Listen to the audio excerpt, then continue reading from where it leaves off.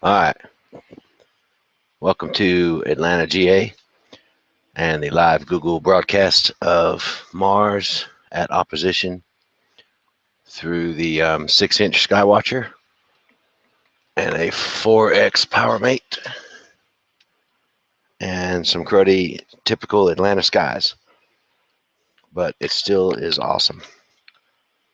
Mars is 54 million miles from the Earth right now, much closer than normal. Well, not much closer than normal. The closest point it gets in its orbit. And you can see the polar ice cap on the north. You can see some variations on the surface. And you see red, which is awesome. And this is really cool since I'm sitting in downtown Atlanta with lights all around me. I've got crazy neighbors that have 10 billion watt LED lights pointing right at my telescope. And we're still able to pick this out. And it's just barely above the house next door. So I'm seeing heat currents coming off the shingles going through the image. But anyway, Mars is directly opposite of the Earth from the sun right now. And it's at one of its closest points it gets to us in its orbit, 54 million miles away right now. Whereas it can be almost 140 million miles away when it's on the other side of the sun from us. So if you look up in your sky, if it's night where you are, you cannot miss it. Just find the moon and look to the right of it, or the west of it. And it is so bright, it's unbelievable. It looks to be as bright as Jupiter, which is way further to the west. It's really amazing how much brighter it is now than when it's on the other side of the sun.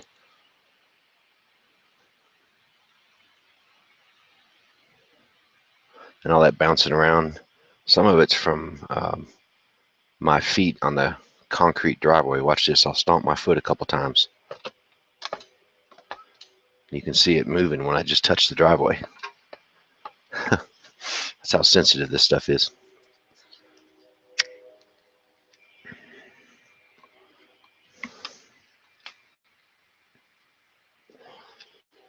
So I'm going to take a few movies. We're using a point gray grasshopper color camera at 60 frames a second, shooting a 640 by 480 16-bit image.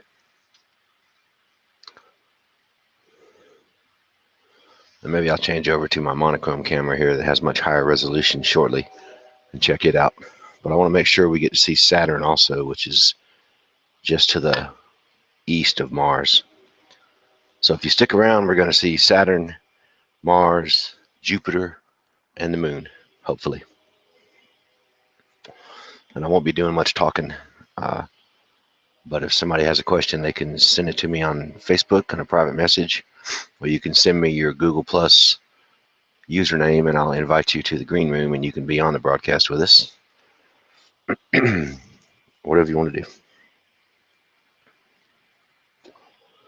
And this is Stephen W. Ramsden, the director of the Charlie Bates Solar Astronomy Project. And by the way, you are seeing sunlight going all the way out to the fourth planet and then bouncing back towards the third planet that you're standing on.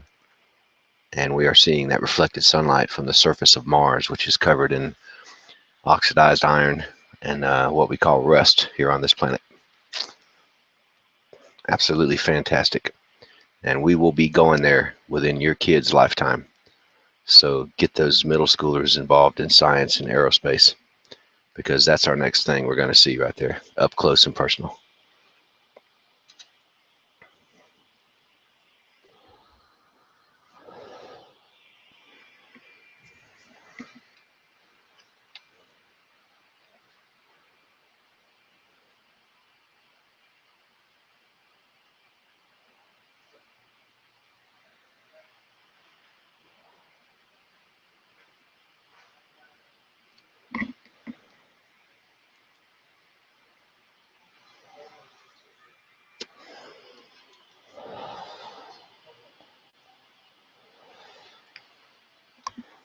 Hey, man. Man, this amazes me every What's time up? I see it. We're checking out Mars right now. See the little white on top? Yes, I do. That's the polar ice cap on the top of Mars. See it right there? Kroger, you straight across. See it there? That bright star? Yep, Kroger. Oh, okay. Come straight across the street. Like Kroger.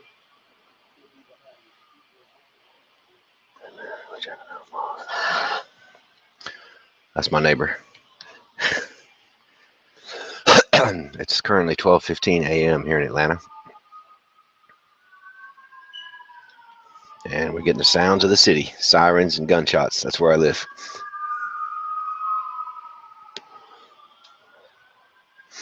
And as you can see, the seeing is not that great, but we're doing the best we can with what we got.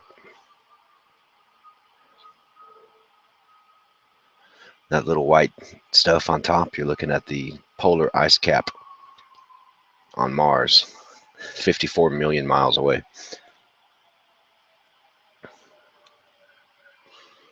Boy, look at that terrible seeing going through.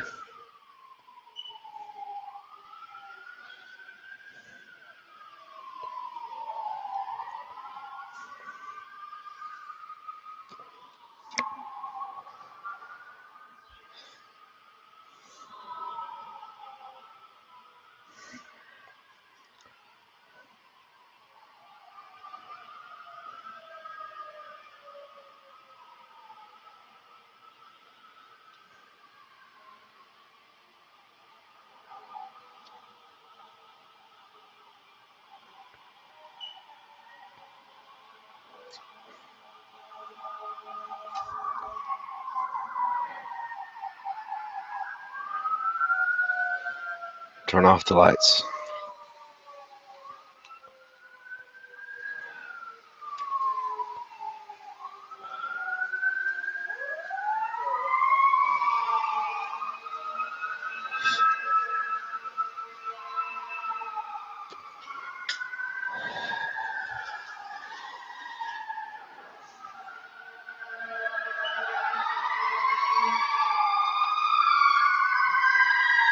That's my city.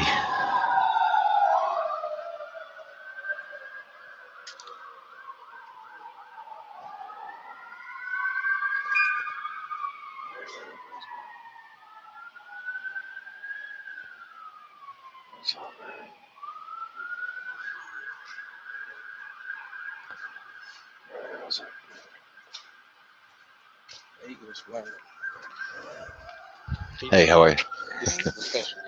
Steven. So there's Mars up there, the bright one. And Mars, the next 2 or 3 days, is at the closest point it gets to the Earth. So it's 54 million miles away. And that's what it looks like through the telescope. So that's the ice cap. That white thing on top is the ice cap on the north part of the planet. And we're broadcasting a Google Plus live hangout to Australia. And people are checking it out over there. It's daytime over there. It's like 2 in the afternoon. So people are logged on checking it out. And then that's Jupiter there. We're going to look at that in a little while. And this is what we do. This is what happens when you get retired and you all nerdy. This is what I do. Yeah. This other one here is a solar telescope that you see solar flares and sunspots and things. So I hang out in the driveway all the time and do astronomy. Oh yeah, I'm gonna come back out here and holler at you. Okay, man.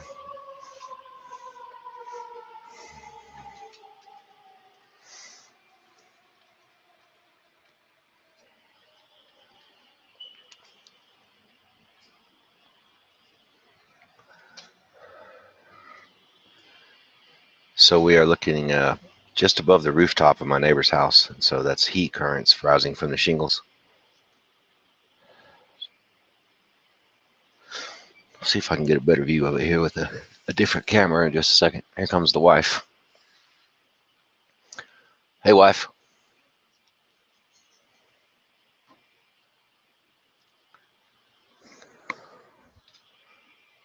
So this is where the Martians live. It's Mars, and that white thing on top is the polar ice cap on Mars. And then those dark bands are different dust storms and terrain features on Mars. It's kind of bouncing around a little bit. It's the bright one right there. Sorry? I can't hear you. It is close. What do you mean? No, the brightest one right there.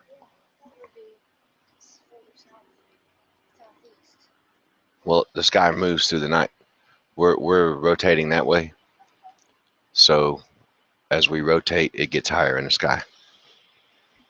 So that's where the Martians live, and that's where those guys in that movie Mars Attacks. That's where they came from. And don't forget War of the Worlds. That's where those dudes came from in War of the Worlds too. And we've got 21 viewers on Google Plus. Here you go. Hello, everyone. This is my wife Natalie, enjoying astronomy with me here at 12:20 a.m. in a rare appearance at the telescope. Okay, so that's the gamma. There you go. That's even better. Turn the gamma down a little bit.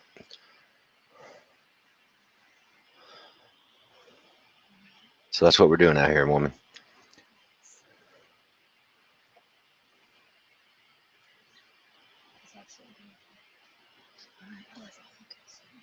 Okay. I'm going to have to make noise when I come back in, though. Don't yell at me. Don't lock the door, okay?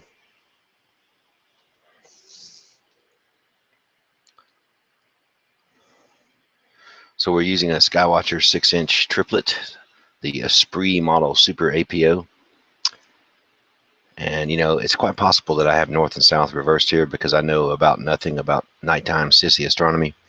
But either way, it sounds good on the Google broadcast, so I'm going to call that the northern ice caps. It could possibly be just the clouds around the South Pole.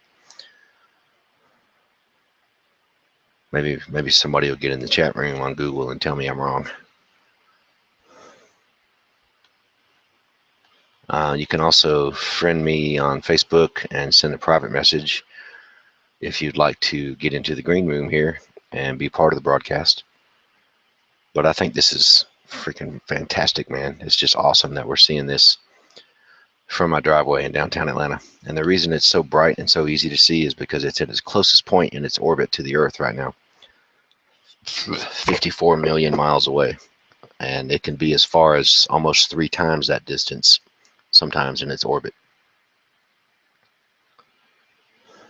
Right now it's directly opposite of us from where the sun is, so we're getting full sunlight reflection from the surface of Mars 54 million miles away. And it's, of course, that light's coming from the sun, hitting Mars, bouncing back to us. And it should be possible to see the moon, one of the moons of Mars right now. I'd have to turn the brightness way up for that. Maybe we can do that. Bear with me. Let's see what we got here. Nope.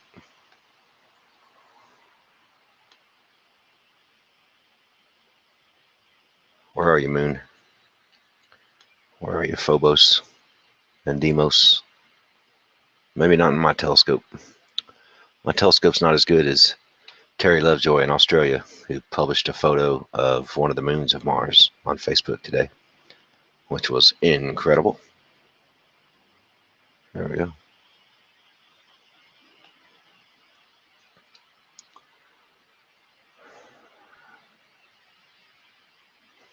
Yeah, that's pretty awesome.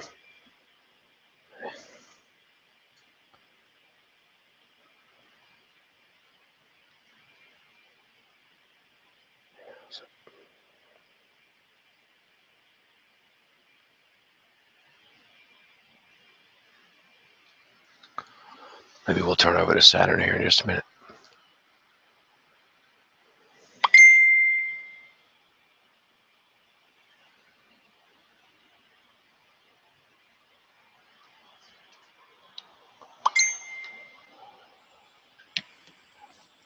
Awesome. Cool.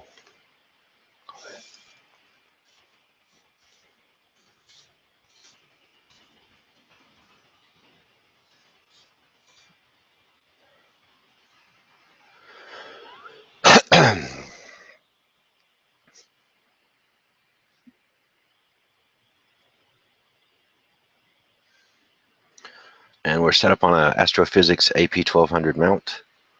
with a Skywatcher 6-inch triplet, a Teleview 4X PowerMate, and a Point Grey Grasshopper 0.3 megapixel color camera. And of course, I'm using Astro IIDC software on my MacBook. And it's a perfect night here in Atlanta. It's 72 degrees, crystal clear skies, no wind. There's only been 3 murders in the neighborhood today, and we've only heard 2 gunshots so far. So it's a pretty safe night.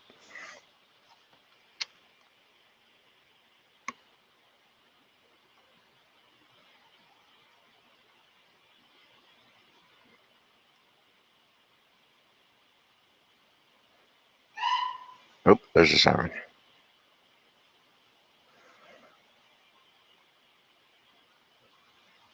All right. Saturn should be coming up pretty soon.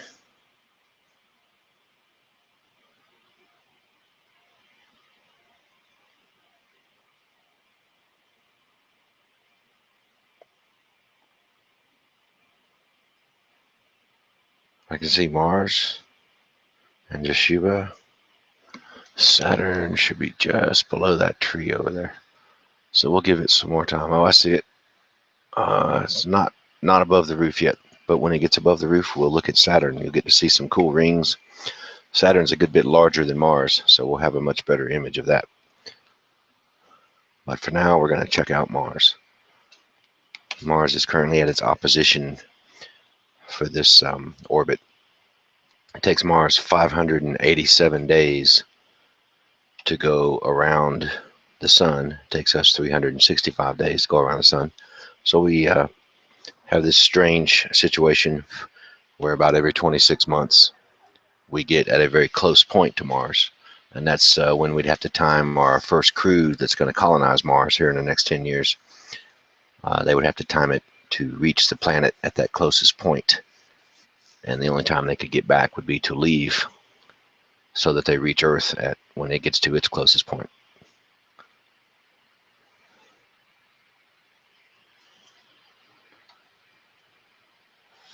Photo gazer. I see Mike Overacker's listening. Let's see. Gazer.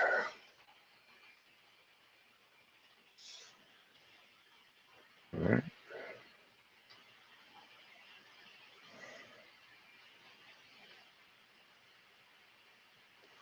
And I don't exactly know how to send a green room link, but I think I just sent one. We'll see. Well, look at that beautiful image. My goodness. I'm so impressed with this.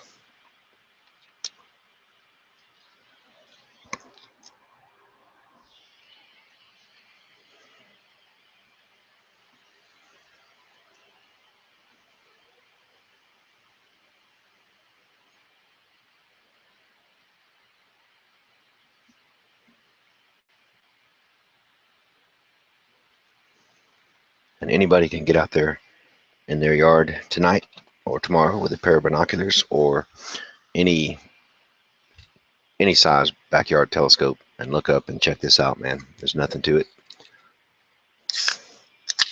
It's up there. It's free for the taking.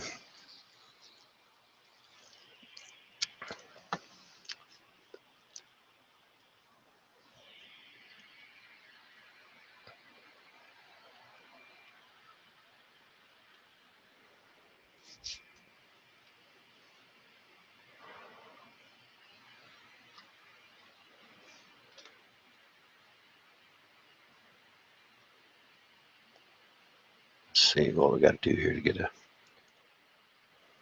Oops. Let's try that.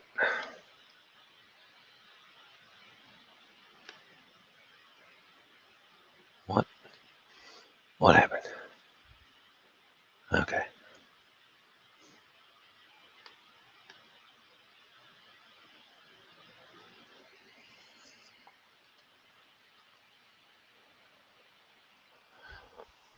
Let's see if we can get the focus any better. That's about it.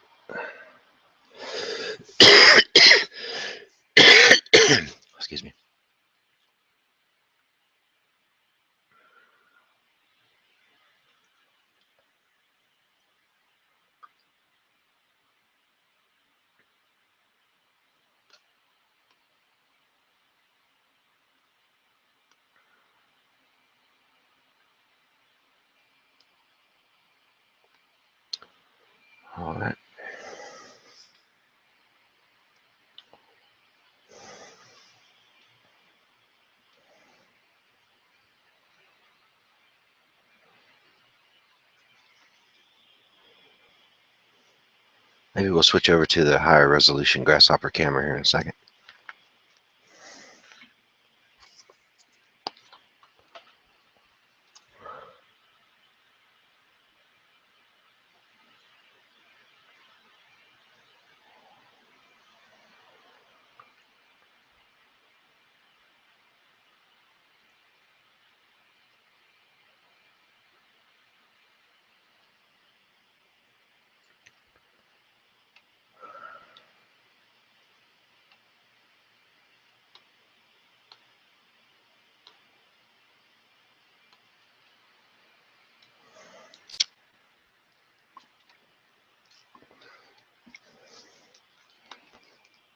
It looks like Mars is going to go behind a tree here in about half an hour, just about the time Saturn's peeking out. So maybe that'll be a good thing.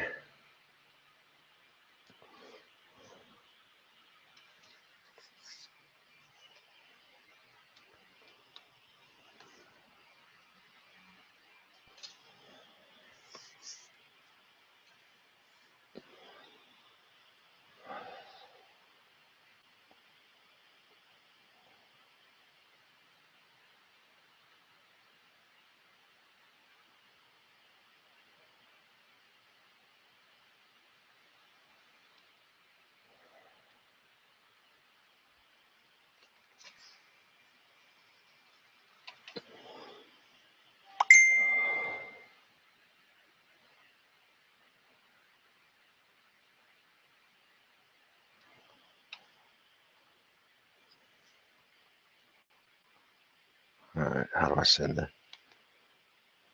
Well, Black, I don't know how to send the green room link. I wish I did.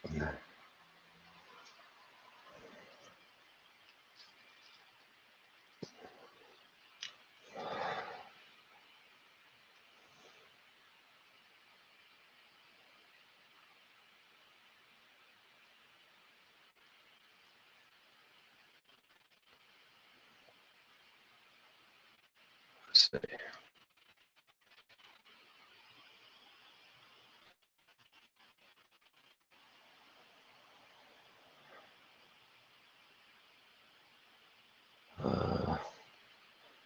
I'm trying to find it. There we go.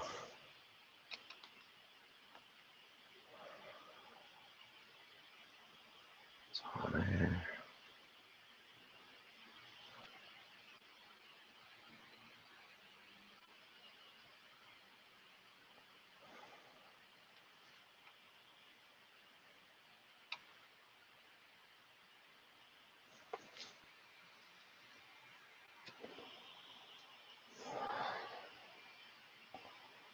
Let's see. Yeah, I don't know, Pranvera. I don't know how you can join the call. I'm trying to find out how to send the green room link now. I can never find it when I need it. Uh,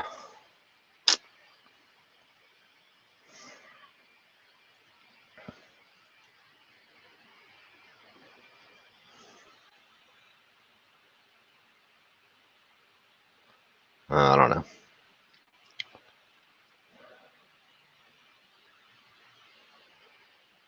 All right. Uh,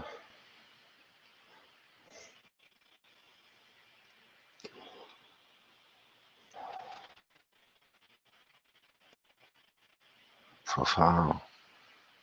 Okay. I'm at the event. Uh,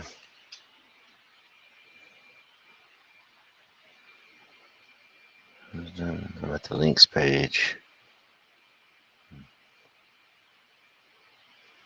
Viewers. Hey, Micah Mazer. Good to see you. Uh,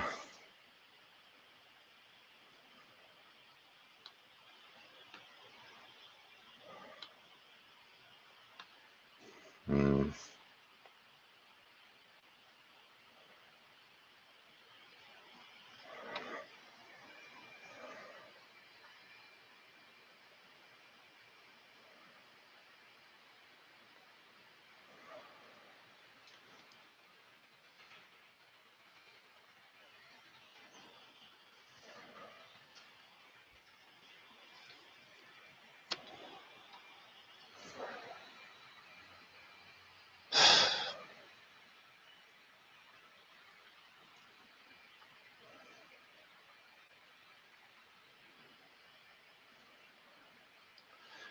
Okay.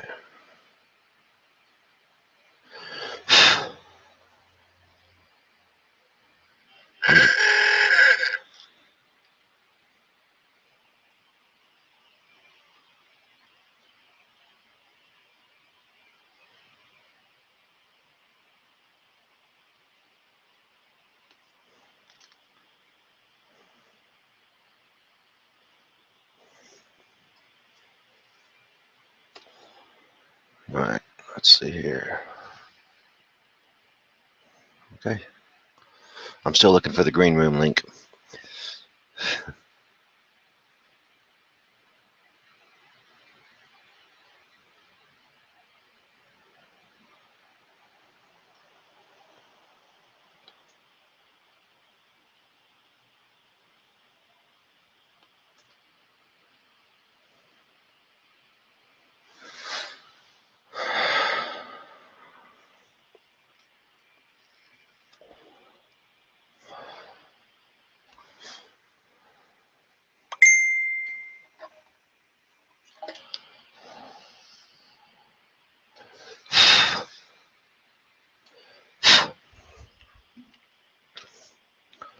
This is the most ever viewers we've had for one of our astronomy nerd hangouts, by the way.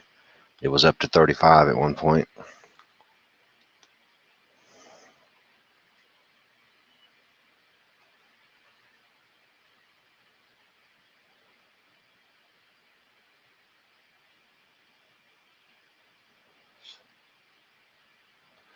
Yeah, I just can't figure out how to find the green room link. I'm sorry.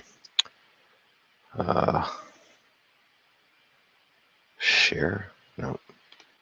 Edit event? No.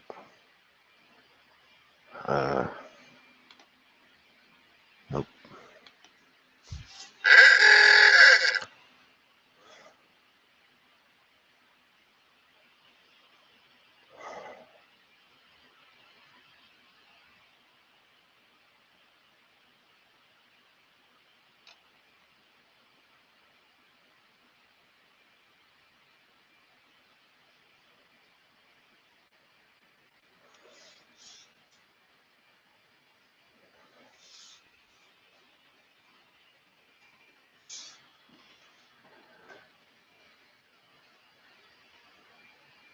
There it is.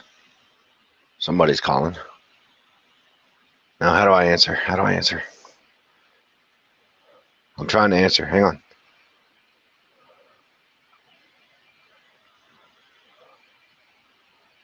Call again.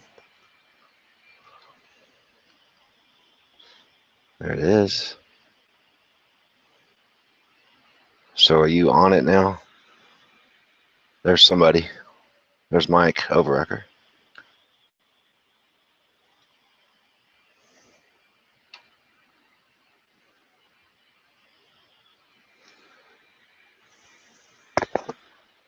And Rob Black, I sent you an invite, and apparently that's how Mike got on here as well. Oh, add people. There you go.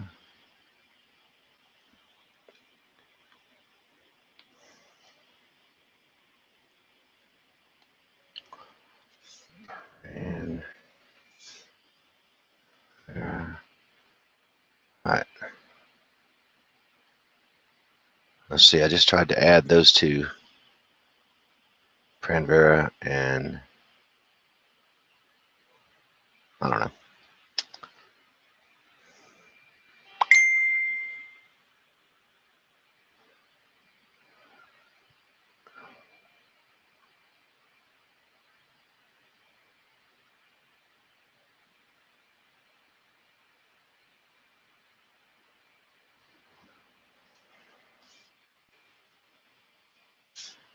I sent you a invite, I think.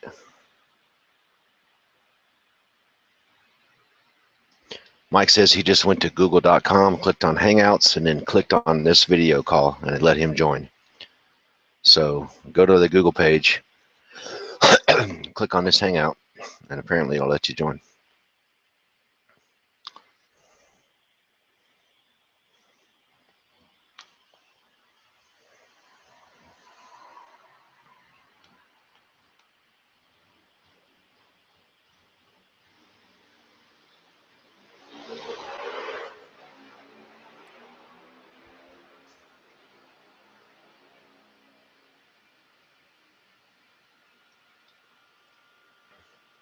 Oops. Okay, we're gonna start looking at Saturn here in just a second. So I'm gonna put down the headphones and mute myself and prepare to switch over.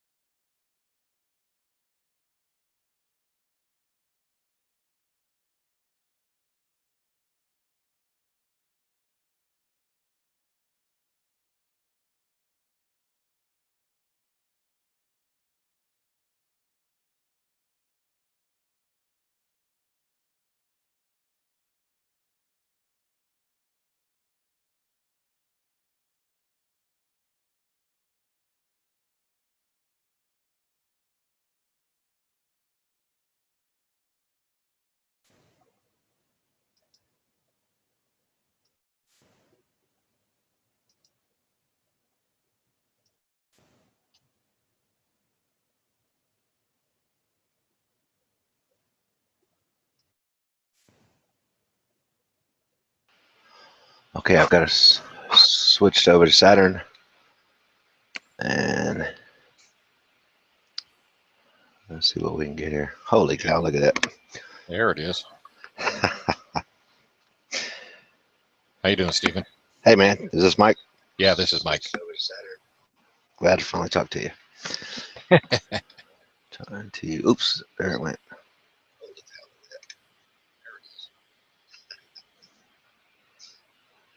Not the best view, but you know, considering we're in a downtown area, I'm pretty happy with it. All right.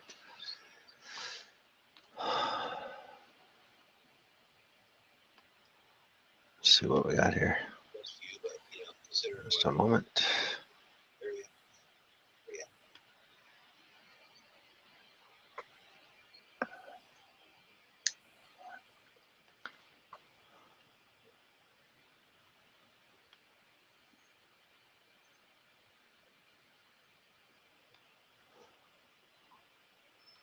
It's coming around. Yeah, it's just barely above the rooftop. So this is even a little bit choppy seeing for my conditions, which is in the middle of a city with surrounded by 50 billion watt LED lights. Somebody's calling from Australia. Hang on. Hello.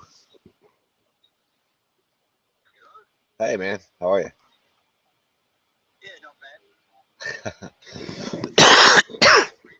I can't find it. I don't know where it is. I don't know how to do that. Yeah, Mike Overrecker is on board on here, and he said he just went to the hangout and joined. And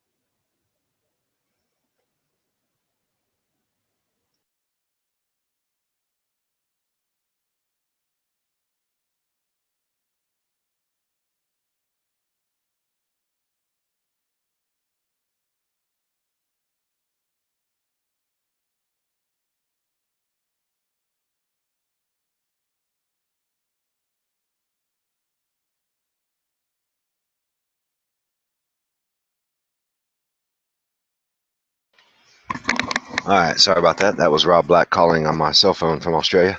I was wondering if that was Rob. And I just published what I think is the green room link on my Facebook page. If anybody else is listening and wants to get in, the more the merrier, and we'd get some people here that know more about it than I do. So, Hi, Stephen. hey, Fran Vera, Hi. my friend Mike is on, and Rob should be checking on shortly. Fran Vera is our Kosovo director. Yeah, I saw her prom pictures. Yeah, me too. You look great. Yeah, it's about Thank you. about 7 in the morning there. Is that right? Yeah. And there's John Philpott. Hey, man. Hey, John. He's muted. Thank you. About 7 in the morning there. Is that right? All right, Rob, you got to turn down your computer mic or something. There's John Philpott. Hey, man. There you go.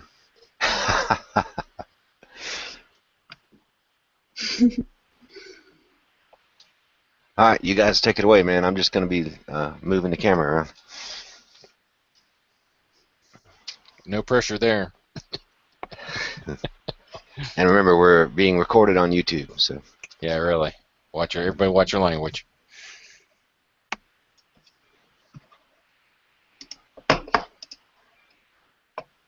Pranvera, aren't you leaving for Australia here pretty soon? Yeah, only 14 days left for my Oh, trip. boy. Yeah, I'm excited. I've never seen you on our hangout with the sun shining through your window. It's always in the middle of the night when you join us. I've been awake all the night, though. Oh. Yeah, well, when you're young, you can do that. Yeah, she hasn't gone to bed yet. Yeah. I remember those days. So we're looking at Saturn now, and we just changed over from Mars, and I'm sure you guys were logged on when we were looking at Mars. Maybe we'll go back to that. I'm probably going to change over to my higher res camera, but it's a monochrome camera, unfortunately. Is this Barlow any? Yeah, there's a 4X power mate on it. Okay. I'm using a F5 refractor, so it's real wide field. Yeah. I don't have any reflectors or anything like that. All my scopes are designed to give a full disc solar view. Yeah. G'day all. Hey, Rob Black. We've got How are we? pretty good turnout for this hangout. Why don't you take over the talking, Rob? Me? Oh, I just got back from the station, mate. Oh, whoa, what are we looking at? Oh, okay. Saturn. Oh, by the way, notice something, Steve?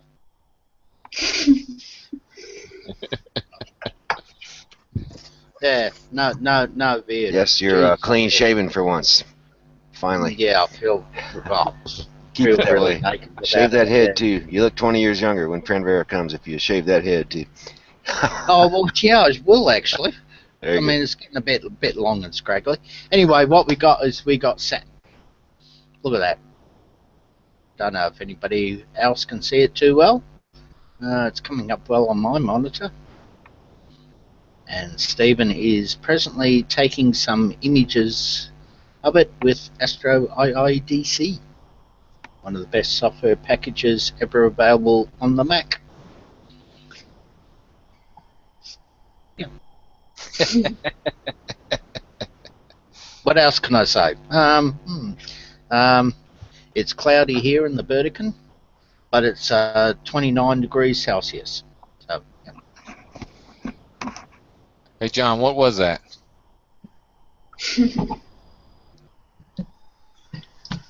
Was that a 5-inch? Your mic is muted, John. We can't hear you.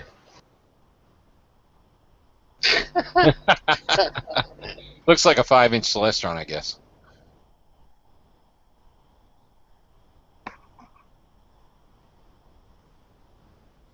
And we still can't hear John. 1 minute. Yep. Yep.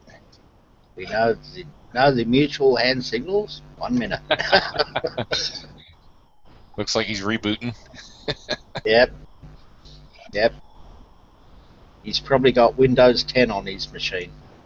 Yep. Pranvera. Yeah. Yeah, I just wanted to take the opportunity to tell you That better? you're doing a great job over Yeah. there. I mean, you really are. Thank you so much. I'm glad to meet you here. I mean, I keep seeing all your outreach programs. I do a bit of outreach here, but have a little bit of trouble getting people to cooperate. But you're doing a great job over there. Yeah, actually, it's going really great here, and Steven Ramsden really support us a lot. Yeah, he's really helped my program out too. I want to thank him. It's my honor to be involved. Looks like I had to restart Google Chrome for the microphone to work. There you go. Yeah. Hooray! Hey, he's here.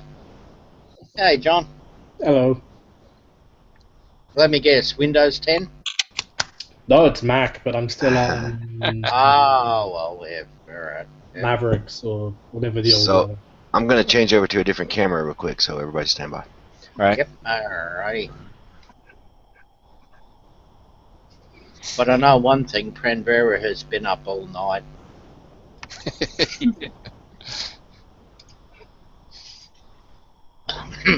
Haven't you? Hmm? Yeah, yes, I have. Yeah. It was Yes. good. Oh, to be I was young again. looking for the comet, actually, for the Pan-STARRS comet, but I was unlucky on finding it because of the full moon in the other side, and the sunrise was really close. Too bad. Well, yeah, it's always bad when you get a sunrise. Means you've been up all night. Perhaps I will try tomorrow Yeah. again. You know, like all of us are to be young again, to do all night events. You know. Heard that. Oh, yeah. I used to do all nighters years ago. Not now though.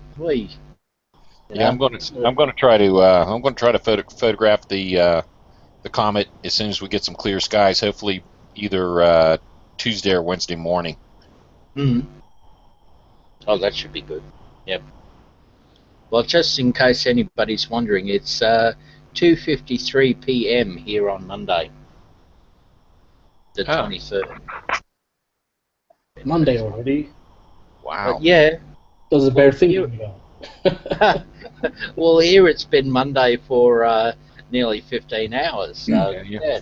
14 hours ahead of me.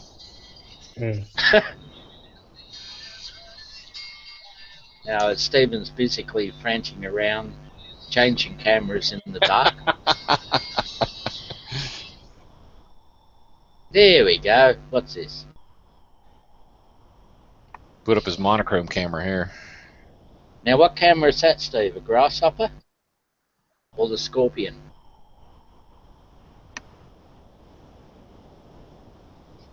He can't hear us as yet.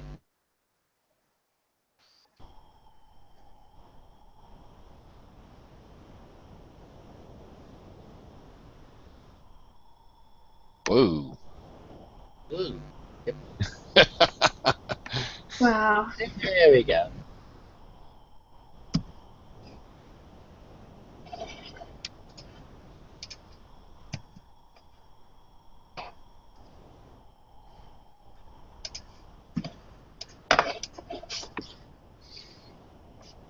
Yeah, once that thing gets above some of that radiational cooling,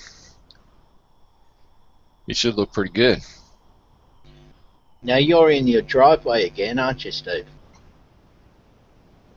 Yeah, he's outside the house. Yeah. Yep. A lot of radiated heat off the roadway in there.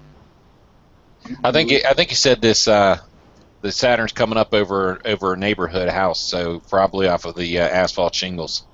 Mm-hmm. Yep. Yep. But still, that's a pretty blooming good image. Yeah, yeah, it really is. I'm surprised. I mean, like, he's been listened to and watched, like, around the world, basically. This is what the beauty of all this is that all this equipment, it's not much. The technology, we can broadcast around the world. I know, it's great.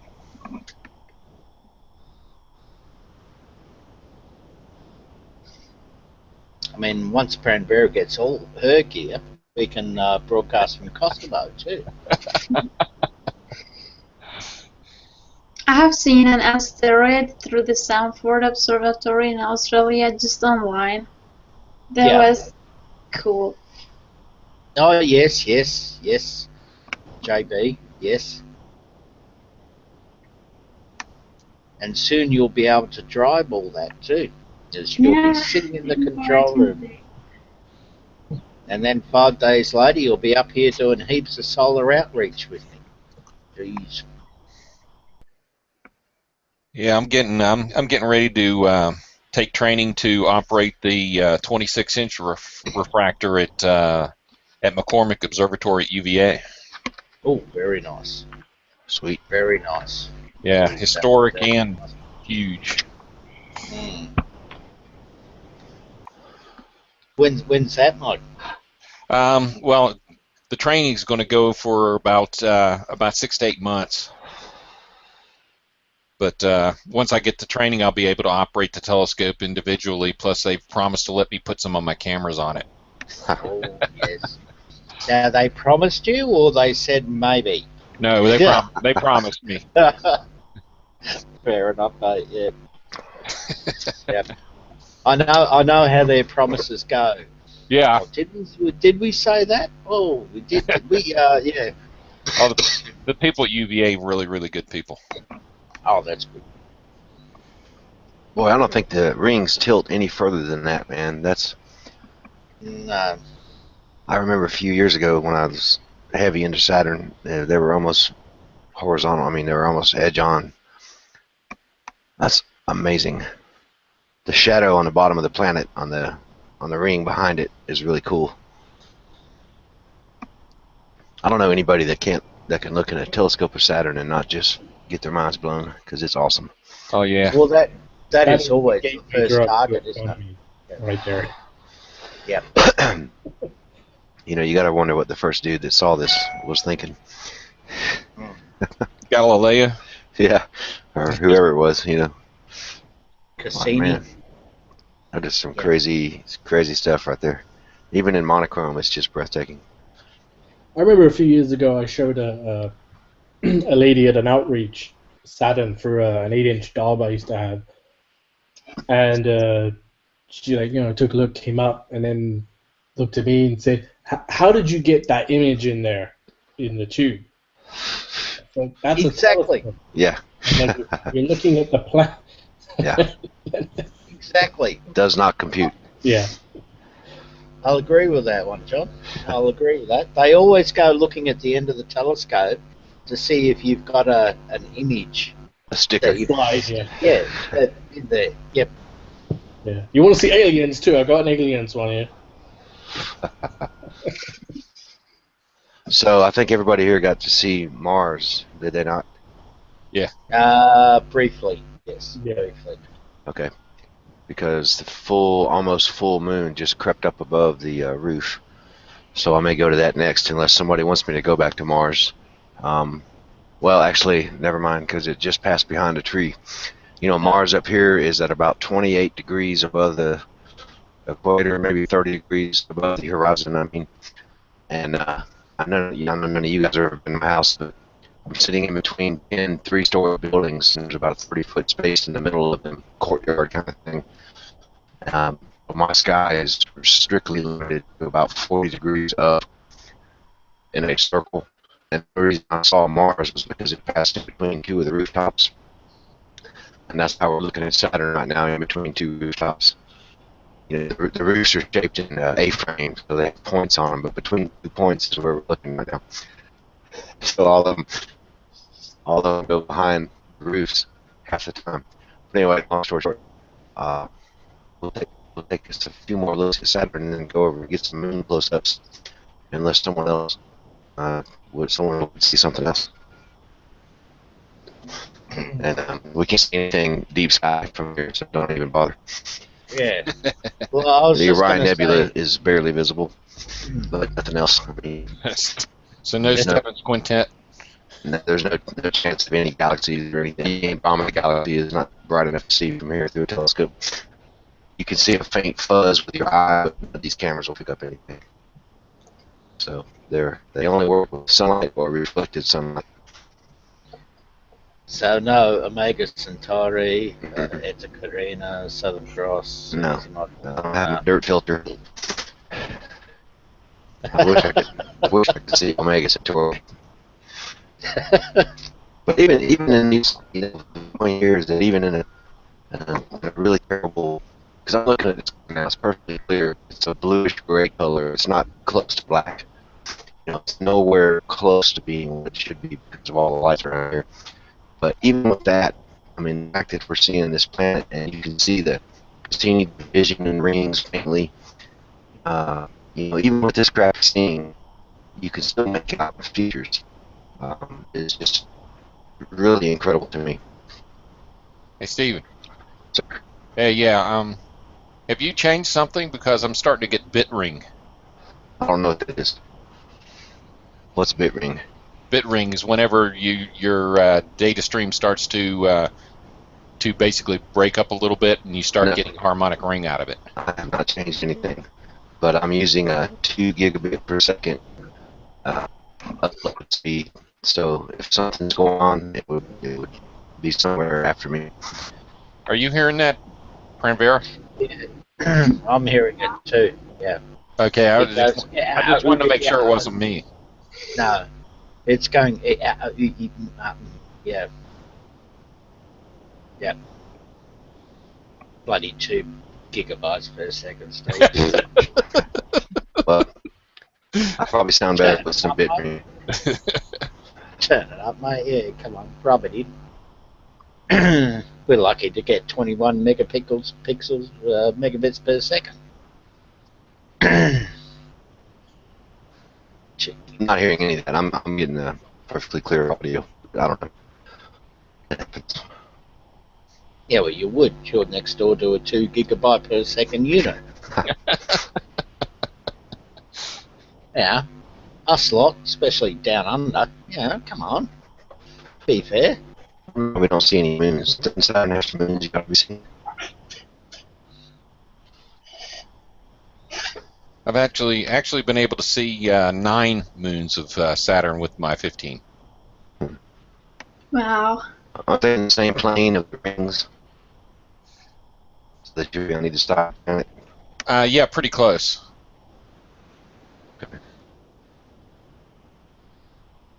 There's probably something. No, it's too low. What's that that's coming in now?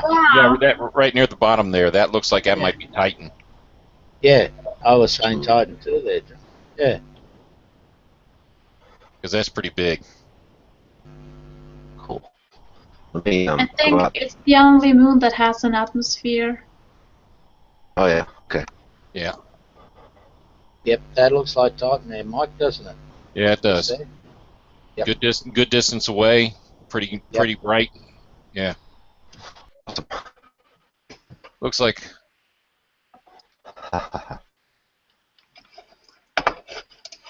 it might be another one right there at about a 130 position. Let's see if it moves with the planet. Nope. That's called a pixel. Oh, yeah, that is. No, I'm This saying. is, Oh, these cameras barely ever do anything except look straight at the sun. So lots of bad pixels. Yeah, and the one at the low right there about 4 o'clock. That one's moving with it. Yeah. Yeah. That's a big move. Go ahead and run a video here because that's cool, man. I don't care who you are. That's cool. Yeah, there's actually a place on the web where you can bring up Saturn and it'll show you where the moons are. Yeah. Like that Jupiter Java thing. Can't remember what the name of it is. I think there's another one right here. There be one here, or would it be on the sides? I guess they're in line with the rings, right? So they could be above or below. Yeah, they can be Planet above is the or below. rings, Yeah, 'cause, yeah. there's something right there too. Let's see if you can't see that from your end now. well, hang on. I'll just go and get my Australian mobile phone, and I'll load up the software. Hang on. Yeah, I think something's moving with it right there too. I can't bring it in without blowing out the planet though.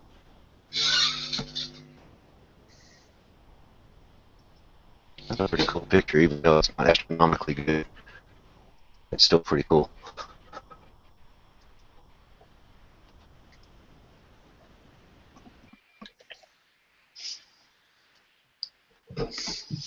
Yeah.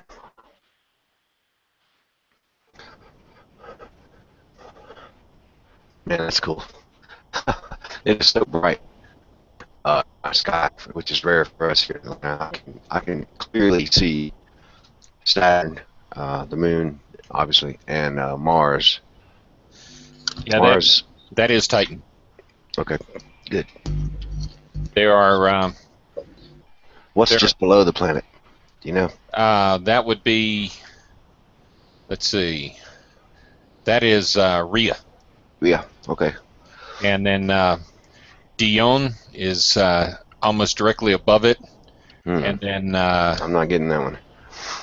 Tethys is just about at 2 o'clock, and Enceladus is about 3 o'clock.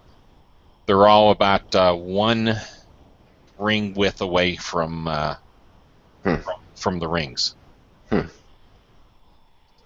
I bet I can see this pretty good through an eyepiece. Yeah, I bet you could.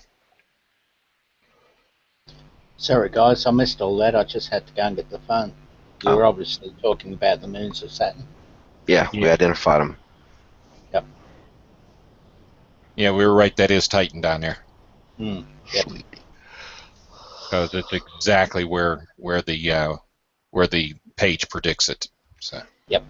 Cool. All right. Well, the only thing visible right now is Saturn because the Moon is behind one limb on a tree. Mars is behind another limb on a tree. I'll get the blooming chainsaw out. Yeah, but they're about 60 feet up. And Jupiter is behind another limb on a tree. So this will be it for a few minutes. Chainsaws, the astronomer's best friend. There's a tree there, drop it down. It'd be a pretty major undertaking to do that with these trees. They're all pretty tall. I'll do it. Let's do it in the stages. Yeah, 10 feet at a time. It's also 1 o'clock in the morning, so Yeah, things must be really different in Australia. yeah. Yeah, it doesn't matter what time it is. They're vroom, vroom, vroom. The tree in the way, off it goes. Yep.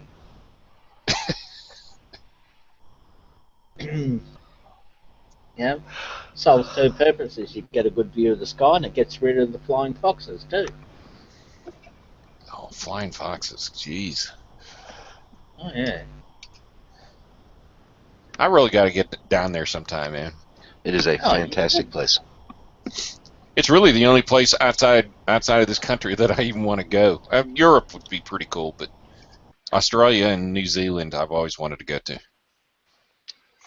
Yeah, No, I we're the strongly best. We're the suggest best down here, mate. staying out of the cities and going to the country. If I Yeah. Yep. I think we can probably get the moon in here now. Come to the Burdekin, Mike. You know, place to be. Now, where are you at, Rob? I'm in a place called Home Hill, which is in the Burdekin, which is, if you look at a map of Australia and you see Townsville, we are about an hour and a half south of Townsville. All right. He is in the northeast corner, just about, Okay. and he's off right off the Great Barrier Reef in the Coral Sea. He's Yep. pretty much on the shore of that. Oh, that's awesome. Brilliant area. Yep. Paradise, as I call it. Paradise, yeah. Alright, let's see here. And one Pranvera will be here in exactly 2 weeks' time. That's awesome. It's a little bit quirky where he lives, but it is a absolutely fantastic place to visit. Now, what's your definition of quirky, Steve? Just look around you, and that's my definition. Yeah, okay. Now, so we're nuts, in other words. Yes. Or we are unique. We are a unique breed. A unique breed is an understatement. Yeah. Alright, let's see what we got here. Careful, Mike. Mate, you might scare Pranvera off from coming here. I don't think that'll do it. Now, how's this? Her first major plane trip, her first ever time in a plane. She's coming to the other side of the bloody world. Yeah. And then you're pretty much doing the same thing the next month, right? 2 months later. Your first international plane trip. Well, yeah. Bloody hell.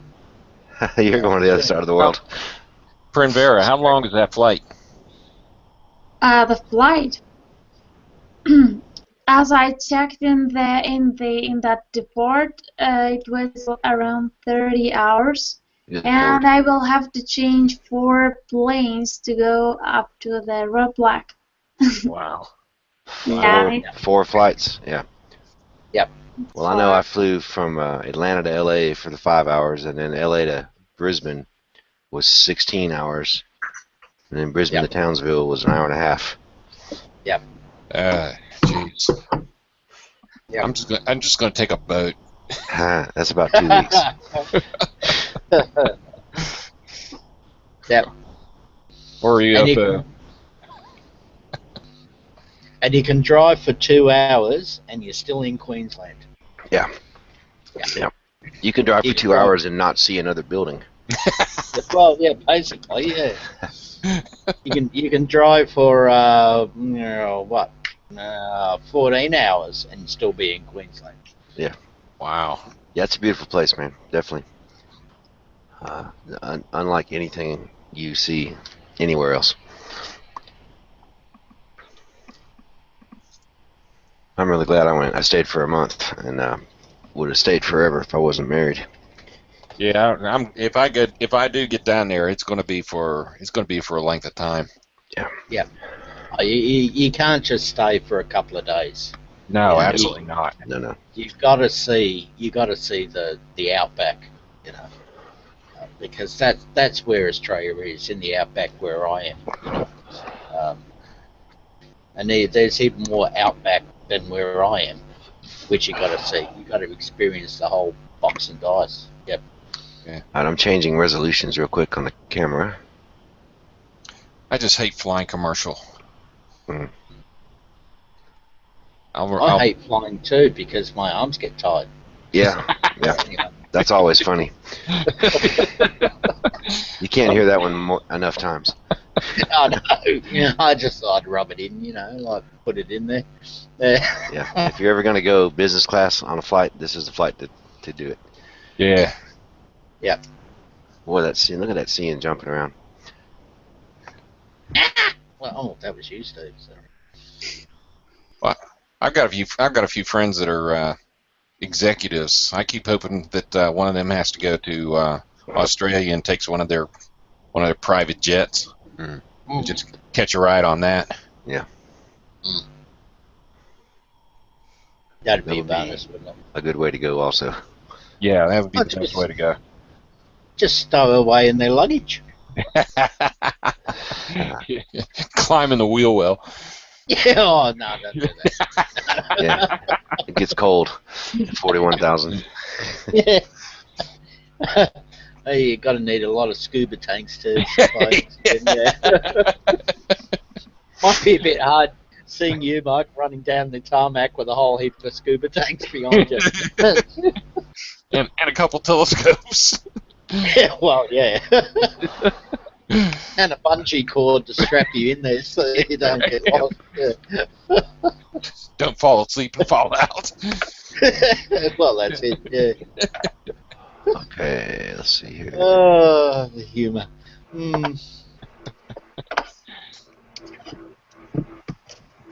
There we go. There we go. Yeah, I've been doing this for a few minutes. I forgot to share it. Sorry. Oh, yeah. That's all right. It's just been hopping between everybody as they've been talking, yeah. That looks I get- good. I get carried away. Forget what I'm doing. Yeah, this is even bad for Atlanta. Usually it's a lot more steady than that, but it's because I'm just right over the roof, and we had a very, very hot day today, and I'm right over the roof of one of the houses. I guess it's still cooling off or something. Yeah. But it's good. I mean, it's, compared to no telescope, it's fantastic. Well, I mean, as much magnification as you got there, that's really pretty good. Yeah, still got the power mate. This is a 2736 by 2192 chip, 16-bit. And Which one's this one? I have a Point Grey Grasshopper Express Grasshopper. 6 megapixel camera in here now. This is the one I use on the sun. Oh, okay.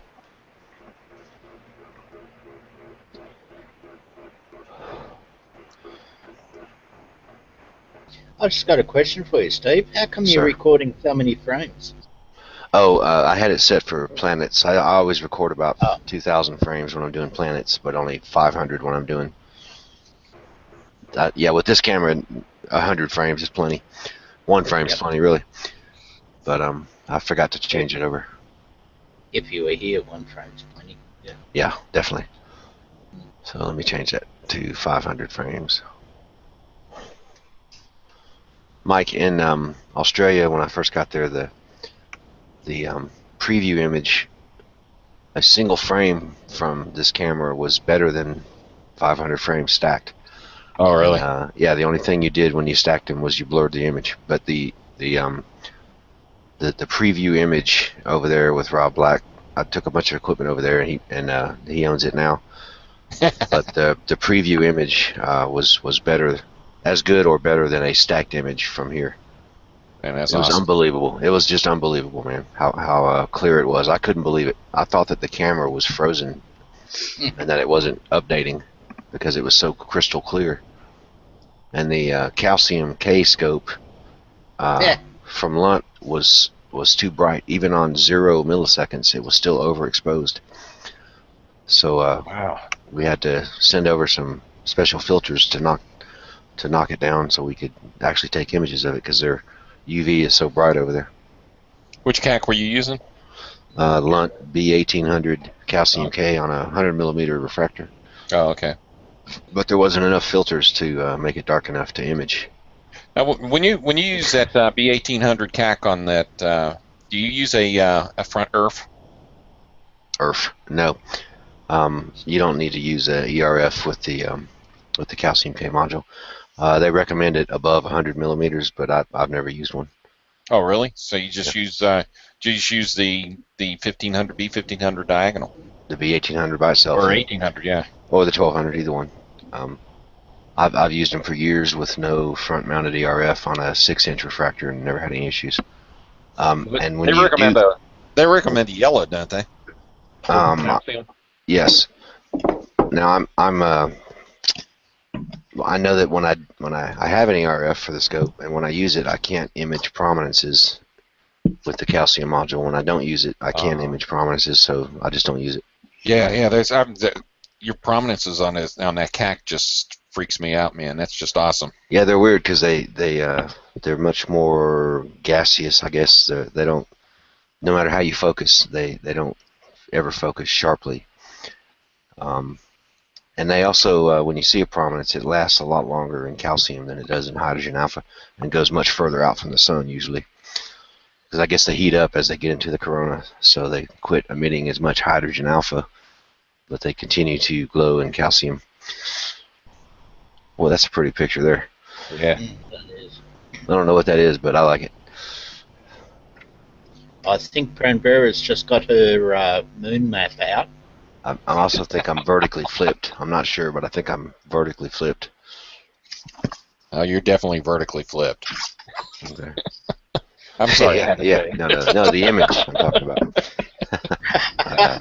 That was good. I'll play that. I'm sorry. It was there. I had to take it. Yeah, it's good. How much of good my flying joke was marketed? Well, I could say something, Steve. You're definitely the wrong alignment for down here. Yeah. The Well, I might be the right alignment for there. Yeah, but the Palace Sunday should be on the other side. But anyway. Wow. Except for that dust bunny right there. It's a beautiful image. You can remove that with. Yeah. And Jupiter is now visible again, and so is Mars. Oh, I can see all three of them actually now. So maybe we'll take another run through the three of them. Still didn't hear that bloody chainsaw though. No. Let me get one full disk run of the moon after this. It's truth, mate. That's blooming brilliant.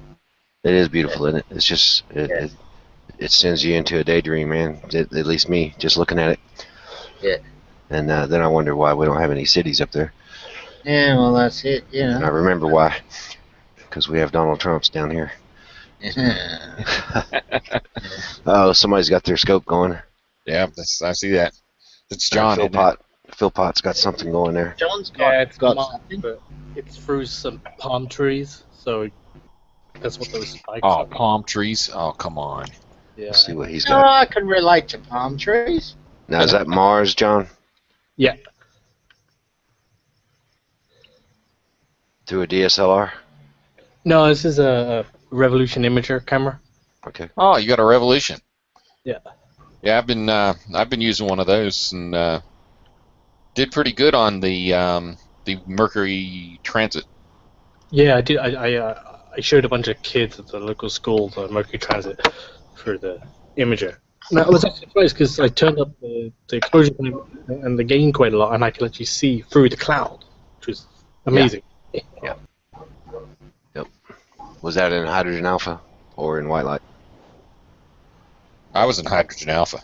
Yeah, that was in my PST. Okay, I'm gonna go to a full disk here for a moment. All right. That was green there, John. Oops.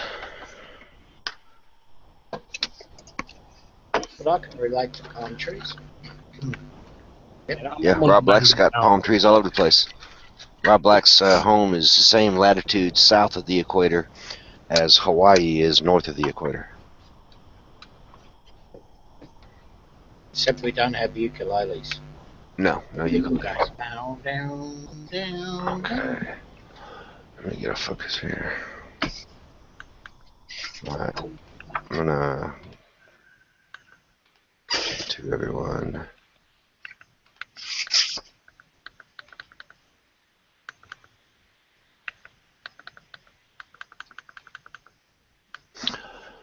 Yeah. This is where this setup shines on a full disk, so to speak. Oh, yes. Good Lord. That is nice. Yeah, this thing is designed to take full disk solar or lunar images. This whole setup, this $40,000 worth of stuff. Sorry. Stop. Yes. So that's vertically flipped and rotated incorrectly, I think. Isn't that big crater supposed to be at the bottom? Keep. That one little junk shooting out of it. Copernicus. Well, it should be. Okay. It should be flipped horizontally and vertically. Like that. That's it. That's it. It looks That's like it. And that. like Rob Black tells us all the time, that's where Apollo 11 landed, right here. No. No. Over to your right. Oh, here. Keep going. Down a bit. And across to the left and up a bit. There we go. Right Yep. there. Okay. That's- In the Sea of Tranquility. Yep. And that grey nodule sticking out, that's Palomne. Well, that's how you'd see the moon here in the southern hemisphere too. Oh, so I'm not correctly aligned for the northern hemisphere? Oh, well, who cares? I don't care. No, All you're right. on the southern hemisphere. I'm gonna No. take some images. Yeah, that's a pretty sweet view for me. I don't know how it's showing with you guys, but Oh, it's brilliant, mate. it's incredible from here. And I think we're just past full, and we're waning a bit.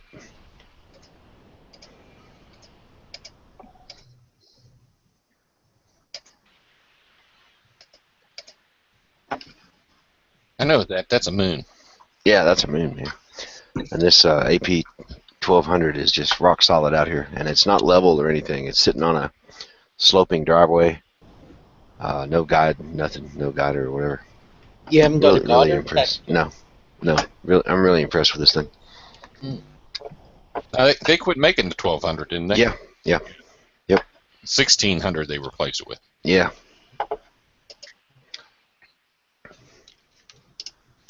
And I've never done anything to this. I just keep it on a wheelie bar and roll it out in the driveway every now and then, and then roll it back in. Yeah. I don't much mess with the Paramount anymore. Yeah. Well, I use Celestron CGEs in my outreach program because if they break, I can just throw them away. And I tried using a couple of AP mounts, but the voltage requirements were too strict for using multiple mounts on the same power supply. They kept shutting off and stuff, so I went over to the cheaper CGEs. And then I had that guy in Canada put the different plugs on them so they wouldn't lose connection every time you touched them. And I'm pretty happy with them. But this thing sits in the garage, and I wheel it out whenever I do Google broadcasts. There's a M81 there for you. All right, hang on a minute. Let me let you show that to us. Okay. Oh yeah, check it out. That's the Cigar Galaxy, huh? No, the Boats Galaxy. M82 is the Cigar Galaxy. Yeah. Might come into view.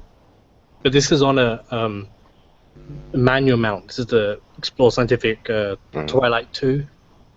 Twilight 2, yeah, I've got one of those. Oh, yeah. I just, crank the gain all the way up and you can pick up galaxies even on a manual mount. Oh, I never even thought about that. Bode's Nebula, it's also called, right? I should be able to find it too. I'm sorry, John. What's that one you were showing us then? You said that was M81, Bode's Nebula, Bode's Galaxy. There's 82. There's 82. Yeah, there's the Cigar Galaxy there. There's both. Man, that's awesome. Yeah, I'm sitting there going, this is a freaking Twilight. And I think, it is in color. It's just too much sky glow. Hey man, we have 57 viewers now, Rob. That's more than we've ever had for our nerdy Google broadcast.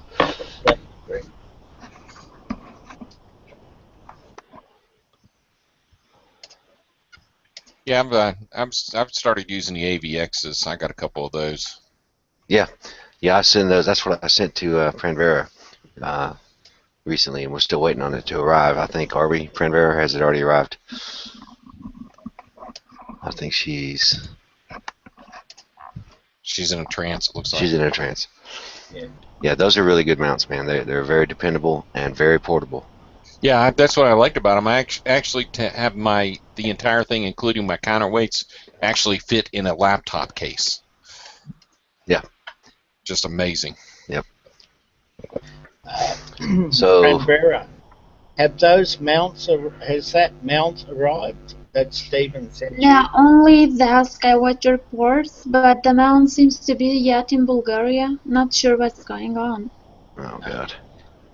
But you got the parts for the Skywatcher, so Yeah, were I you will able have to? to go today to the airport and pick them up because Dad was busy latest days and he couldn't drive me to there and get them. And the laptop and cameras and glasses and all that I sent to you through that Robert Older guy, I'm still working on those. So for those that don't know, it's about impossible to get something to Pranvera. In fact, I'm flying there in August and just carrying a bunch of stuff with me because I've tried every way possible to ship something there. Tried to get friends to take it, tried to send it, and no matter what, they make it there. The borders and the stupid customs we have in this world have made it impossible for people to share things with other people.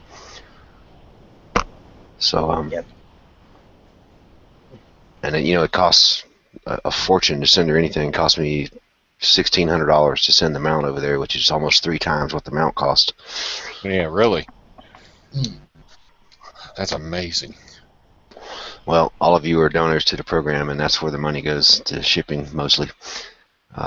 The day-to-day expenses I pretty much cover myself as a donation, but the shipping and the equipment costs are really where all the money goes, and I appreciate all of you. No problem, man. Glad to help.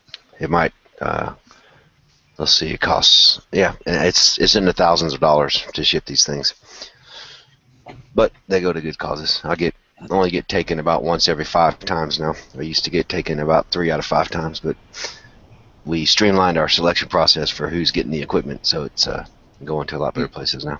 Yeah, that's really weird because it wasn't too long ago I shipped a BMW to Africa for like $2,200. Yeah. What? A BMW car. Well, it's funny because the mechanisms by which cars are shipped is much more streamlined and much more frequent, and it's much less expensive. Yeah, But if you get an oversized box on UPS, it's a fortune. But yeah, I could ship my Ford Transit to Australia for $4,000 round trip. Oh, don't go there, Steve. Remember that hassle? Yeah, but there was a bunch more hassle involved with it. But shipping Yeah. shipping a container of stuff to a country is generally about the same price as shipping one oversized box to a country. Yeah. So there you go, Mike. Next time you're sending a BMW to Kosovo, let Stephen know, and he'll put I'll fill it with telescopes. he'll put stuff in the boot, Well, that's funny because the reason I didn't ship my Transit over there was because it had to be completely empty in order to be shipped. They would not allow to have anything inside it. Really? Yep. Yeah. There's a M51 for you. All right, let me turn off my. Hold on a minute. Stop presenting. Okay. There you go. Oh yeah, the Whirlpool Galaxy. There you go. You have to improve it with the. Jeez. If it wasn't for all that text, it'd be great. Yeah. Get rid of it. Get rid of it quickly, John. Go on. There we go. Yeah. There we go. The There you Whirlpool go. Galaxy. We can see the both nucleus. Yep. And again, no tracking. No tracking. Yeah. That's the first astro image I ever took was the Whirlpool Galaxy with a DSLR. Now, see, we don't get to see that here. Na. We get at a Carina. We I know get you a do. Ferrari. We get stars. Okay, so I'm gonna flip over to Mars. I'm gonna go over to Mars again while you guys are showing that. I saw Centaurus A here in California a couple weeks back. Did you? Yeah. In California? Yeah, and Alpha Centauri. I was somewhere where the horizon was really clear. It just Oh, right. Yeah. Yeah. So it was like 10 degrees above horizon, was it? Or... Yeah, it was pretty low, but it was a really dark sky as well. All right. Yeah. Okay. Yeah. I'm gonna photograph both of them. Hopefully, when Tuesday night. Where will you be, Mike? Tuesday night. Virginia. Operating a big scope. But still, only 10 degrees above horizon. Yeah, actually, our Omega Centauri is about 6 degrees from where we're at, and Centaurus A is about 7 degrees above that. Ah, right. Oh well. Okay. I won't mention. They're both pretty low, but I've got one area off the Parkway that has really pretty dark skies, and usually it looks pretty good. Right. So I won't mention that it's about 75, 80 degrees here. Yeah, crystal clear, bang. Yeah, there it is. Yeah, I can't even imagine that. Okay. Hey, is Stephen told you the story about the first time he walked out from the motel here in Home Hill? Nah. And he thought there were clouds coming over? And this is an Elijah car park in Home Hill, right? It's the motel car park. He's walked out his door and he's seen these clouds in the sky, and he's gone, oh, clouds are starting to come in. And it was actually the Milky Way and large Magellanic and the small Magellanic and all that, and he can spot Omega Centauri with the naked eye. Yes. Oh man. Incredible. I see. I thought it was a serious cloud in the sky, but it was the Milky Way. I want to see that. I want to see that so bad. And I'm talking about Elijah car park. Yeah, security lights, and he could still see it. That's how dark the skies are here. Yep. All right, so that's Mars without any teleview or anything. So it's amazing how much more sensitive this camera is than the other one, except the field of view is so big on this one that it's hard to get anything. I'm going to put the Barlow in here. And great image there, Philpott. Good job. Yeah, that's great stuff. That is brilliant. That is. I'm surprised. I really am. I mean, he's. I would have never guessed you could get that good of stuff with a twilight mount. Oh yeah, it's great. I mean, I'm using the Explore Scientific, the 6-inch Macnute. Okay. It's like f4.8. I got a focal reducer as well, so I've got about 1.5 degrees perhaps field of view. Yeah. So that helps. That's just amazing, man. Good job. Thank you. We've just got Andre Chapman has just joined the group. Hey, Andre. Hey, Andre. All right, I'm gonna. And again, this is a monochrome camera on Mars. Let me get it in the middle. Oops. What are those green puffs that are coming out from Mars? Yeah. That's that guy from Bugs Bunny, man. That Martian dude. Oh, Marvin the Martian. You make me very angry. Yeah. Oh, well done. Who did that? You won't like me when I'm angry. The chances of anything coming from Mars are 1,000,000 to 1, though. Yep. Oops. Right. So. I'll be back in a sec, guys. Just going to get another coffee. Hang on.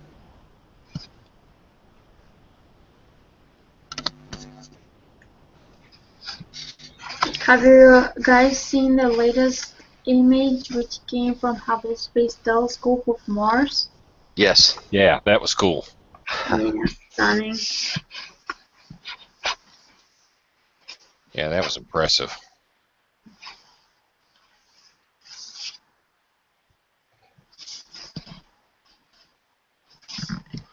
So that's Mars through the monochrome camera. And bouncing around like crazy, but That's not a bad image from your driveway, mate. I can see the details on the surface. mm, Well, there's the rover. Look. There's. there's the canals. Here, it looks like a big smiley face. It does. Huh? Like it's got a smirk on his face. Yeah. You know, Have a those nice stickers day. back in the... Yeah, have a nice day. The stickers back in the 70s. Yeah. We've This just is dated ourselves, haven't we? 4x pixel zoom. Yeah, we're getting a little The actual punchy. size of it is that in the camera, but I have the camera at Oh, you're zooming the. 400% zoom. Okay. Oops, let's see here. Fit the screen. Yeah. So, percent. You know, that AP does a good job. Yeah, it's bounced around a lot tonight, but still, It's for no tracking guiding. well. Yeah.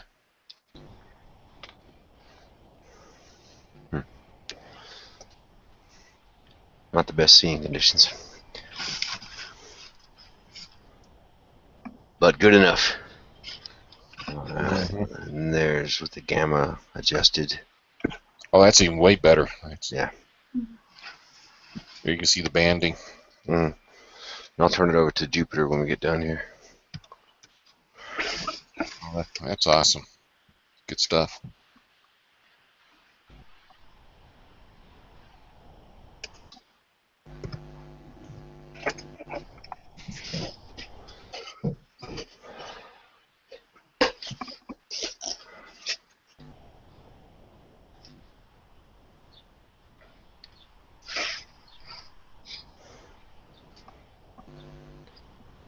And for those of you that are joining us on Google, this is Mars at opposition, meaning it's at its closest point that it will pass to the Earth for some time. And Mars is directly on the other side of the Earth from the Sun, so you're getting a almost full moon and a full Mars. So Mars is 54 million miles away from the Earth right now, which is almost a third of the distance it can be from the Earth. So it's very, very close. And this is a monochrome image of Mars. And you can see some polar ice on the bottom there. And variations in color on the surface from either clouds or dust storms or just terrain features. And we're broadcasting live from Atlanta, Georgia, through a Skywatcher 6-inch triplet and a point gray grasshopper camera.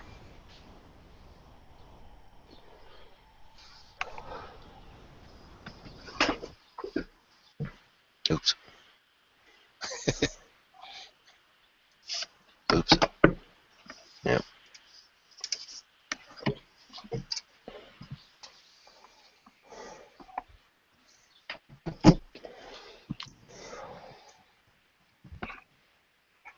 And this is what Mars looks like through a telescope, except it's monochrome.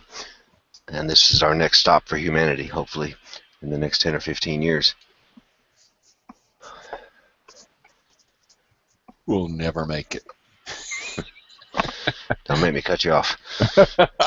No, I don't mean we'll never make it there. I mean we'll never make it to get there. To live long enough. Yeah, exactly. Somebody's going to screw something up before we get there.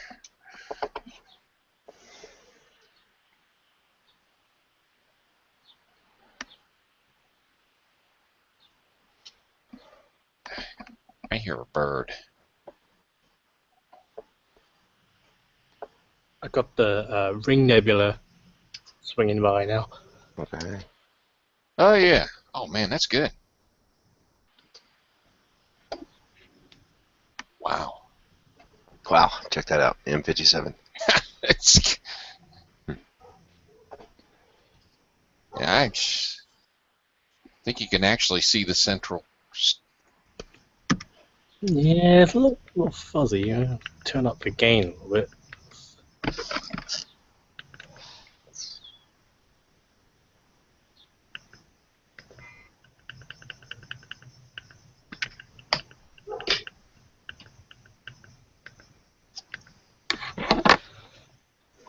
Yeah, I think that is the central star. It's So traveling with the ring. Yep.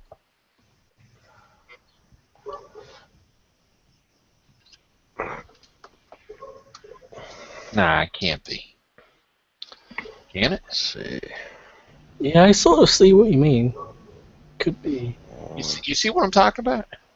Jupiter Yeah. Let me try this. 6.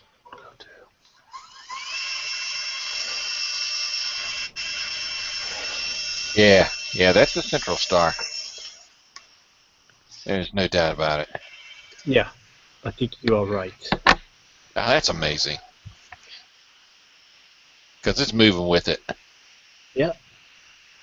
If it was a pixel, And I tried viewing it with an eyepiece last night, and it was not visible.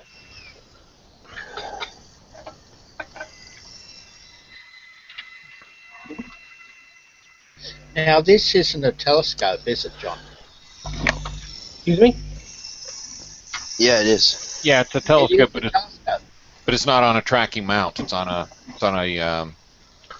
twilight. Yeah. Yeah. And you say it's a 6-inch Mac? Yeah.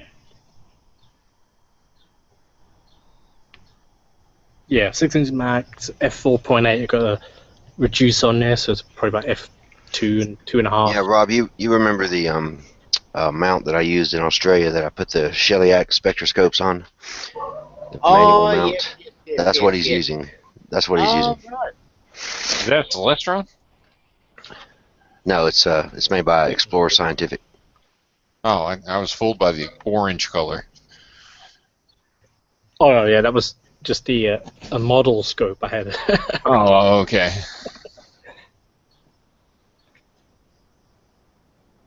Let me see if I can show you. Might not be bright enough.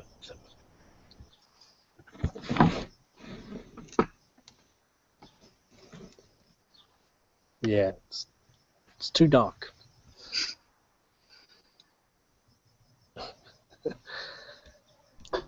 We can just see the shiny bits.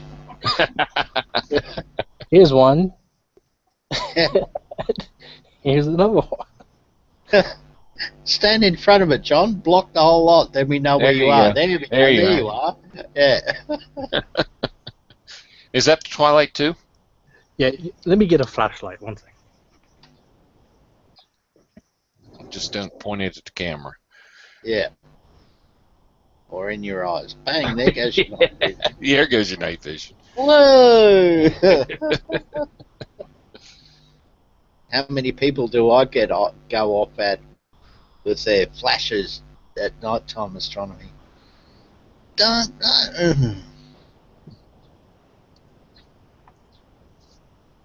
We observe on something called the Blue Ridge Parkway, which is it's like a 470-mile long road with these overlooks, and people pull in all the time with their high beams on when you're out there. Oh, Makes it a little rough. yeah, that's where you need an air rifle. Oh, they don't take. There you go. There we go. Oh, yeah? Okay. That's nice. Scope. Yeah. Camera. Yep.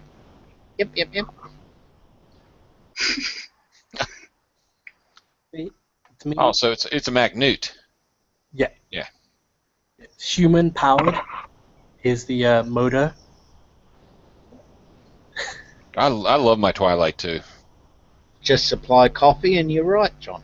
Yeah. Is that carbon fiber? Yeah, it's come. Oh man, that's nice. Oh, I got to get one of those. Yeah, I had a few problems with it, but Scott fixed it for me. But it's a great scope. And what camera have you got on it, John? This is the newer Revolution Imager, the R2. Oh, see, I didn't even know they had an R2. It just came out about 5 days ago. I see. I got to get something else now too. Oh, yeah, right, okay. Well, Yeah, keep up with the Joneses. Got to keep up with the Joneses, yeah. Yeah. Or in this Okay, case, the Philpotts. Yep. It doesn't really obsolete the old one. It's different features, but it's just as good. The old one is just as good. I could just see Mark there going, I've got to get one there too. Yeah. Actually, I have two of the things. Yeah, mate, there. Yeah. But not an R2 or whatever it was. No, not the R2. Yeah, I know. Well, there you go. Yeah. So I got R2. I got two R's, but I don't have the R2. Too hard. The only difference really is with the R2s that you can set fixed gain value instead of it being. Oh, yeah. But that's really the only difference. I have the R1. I can plug it in, and you'll see exactly the same image. Yeah. Yep. Well, maybe I won't have to get one. No, I don't think so. Unless you want to. Well. Oh, see, there's the there, Mike. There's the there. John's Yeah,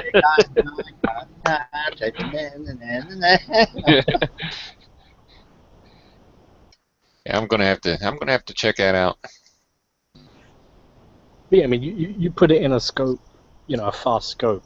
You don't need a tracking mount. Yeah. For grab and go, this was grab and go. I just went to the garage and took it out, plugged it in.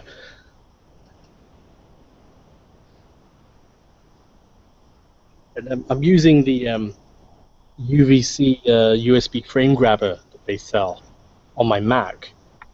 It's one of the few ones that works plug and play on the Mac.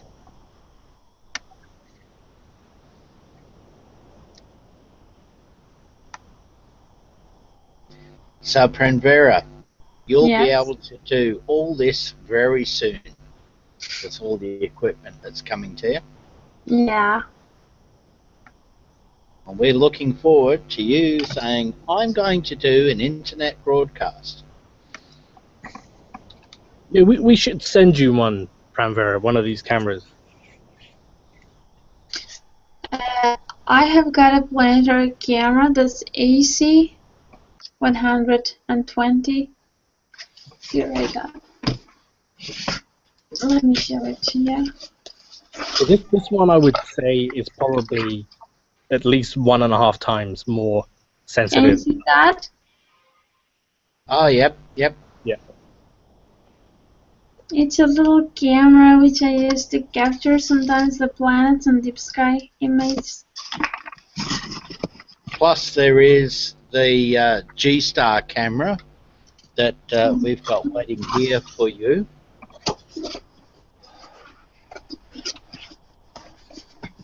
I don't know if you guys have heard of the G-Star. Yeah.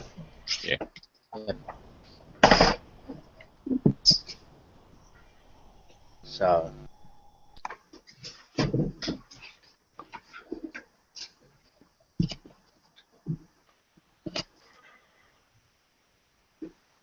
Boy, the seeing is terrible.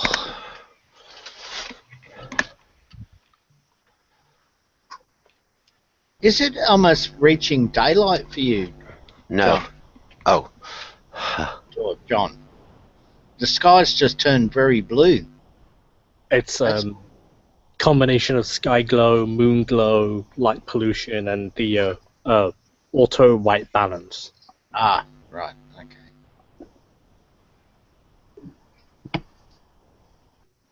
And Stephen's got Jupiter. And 4 moons and almost no discernible features because now I'm looking just over the skyline of the skyscrapers in Atlanta. So yeah.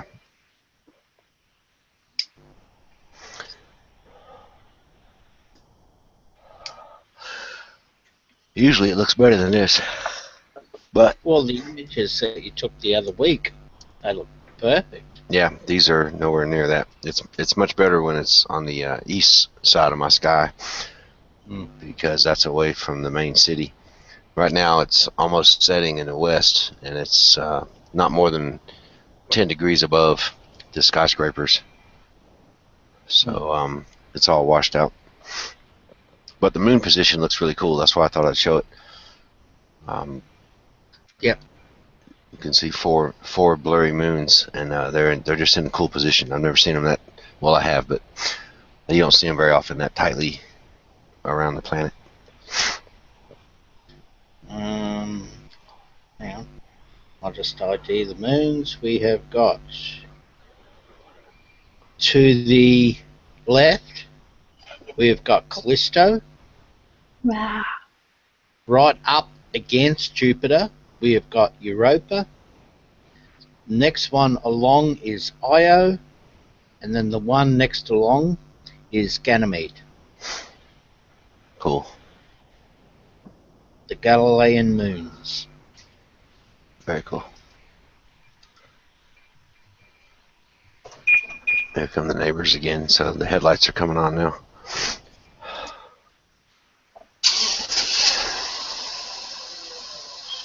And the car starts up.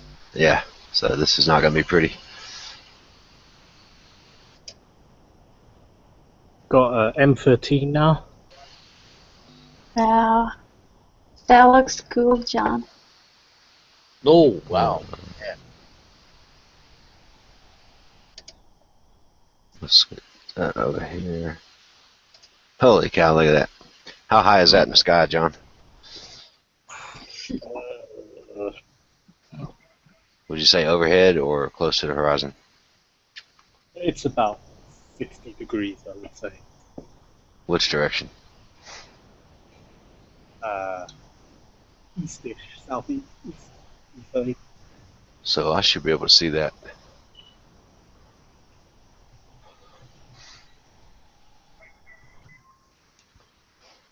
Yeah, I think so. We'll give it a try.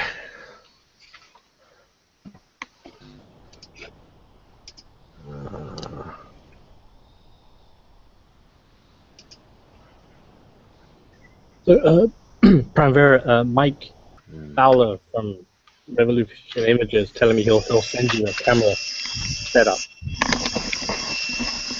Did get that. Yeah, if you could send me your address or send him your address, we'll figure it out. I don't understand, sorry.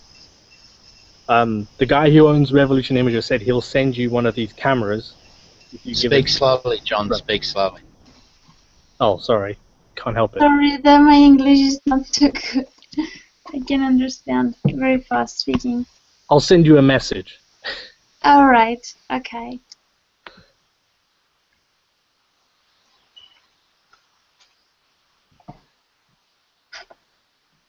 That looks excellent there, John. Wow. Oh, thank you.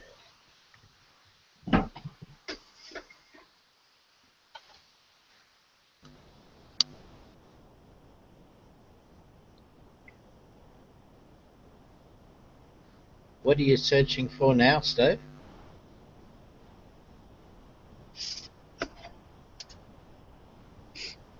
You can't hear.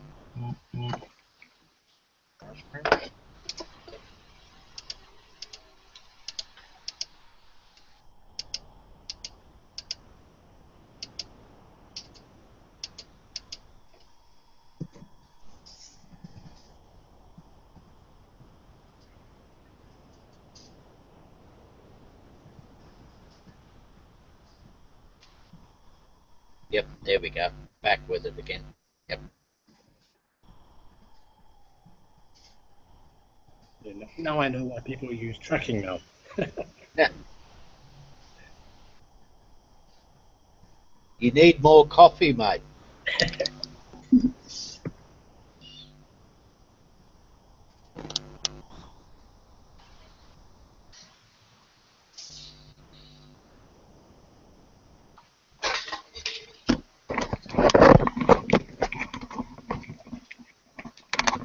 Okay, everybody there? Yep. All right, well, I'm going to have to call a sudden halt because my neighbors are idling their car right next to me and I can't hear anything. So and we've seen everything we're going to see. So listen, thank you for everyone for tuning in, and I appreciate it. And this will be available to view on YouTube forever. And thank you very much for tuning in. Hope you guys have a good morning. You're welcome. Thank you. Thank you Well, so not a much, problem, mate. Stephen. Have a good night. Bye. Good night.